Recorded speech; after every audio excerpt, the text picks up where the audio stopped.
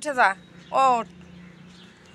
তো মজার কাহিনী কি, যেখানে আমরা গেছিলাম ওইখানে হচ্ছে বেড়াইতে গেছিলাম, বেড়াইতে না মানে একটা কাজে গেছিলাম, বেড়াইছি। তো ভাবিরা আসলে এত আন্তরিক, কি বলবো আসলে, মানে বড় লোক বলে না মানুষ, বড় লোক কাদের বলে? যাদের টাকা পয়সা থাকে তাদের বড় লোক বলে, কিন্তু না, যাদের মন বড়। অবশ্যই এদের মনও বড়, এরা মানুষ, মানে টাকা পয়সাও আছে, দুইটাই।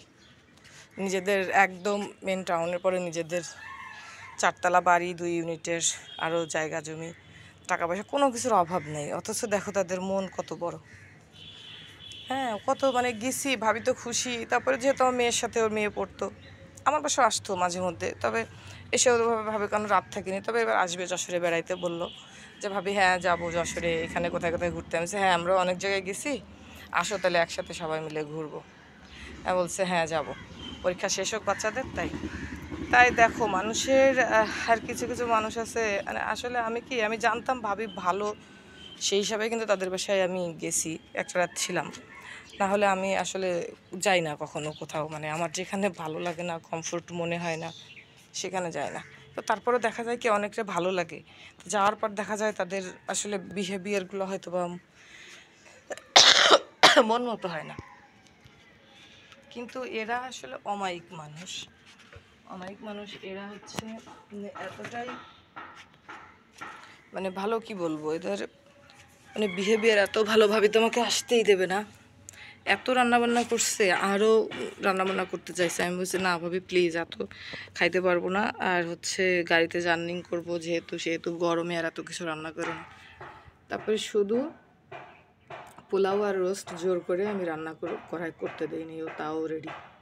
মানে কি, আমি আমি এমনিতেও আমি খাবার দাবার এমনি সীমিত। পরে বলছে তুমি এরকম খাও, আমি এর থেকে আর বেশি কি করে খাবো, এর থেকে বেশি কেমনে খায় মানুষ, যতটুকু প্রয়োজন এতটুকুই তো খাচ্ছি। তাই বলে এতটুকু আমি যে শোনে, এমনিতেই বয়স হচ্ছে আমাদের, খাবার যতটুকু কন্ট্রোল করে খাওয়া যায়। কারণ সবাই কিন্তু আমরা টুকটাক অসুস্থ, কোনো না কোনো রোগে বা কোনোভাবে। অতিরিক্ত খাবার মানুষকে যেরকম অসুস্থ করে, আবার না খেলেও অসুস্থ করে। তো আমরা অতিরিক্ত খাবো না, মিডিয়াম খাবো। তো এটাই, ও রান্না করছে একদিনের রান্না দিয়ে 2 দিন হয়ে যাচ্ছে এমন একটা করে। আমি মনে করলাম এগুলো হয়ে যাবে, রাতে আবার রান্না করবো। আমি বলছি কেন, আমরা কি রাক্ষস নাকি?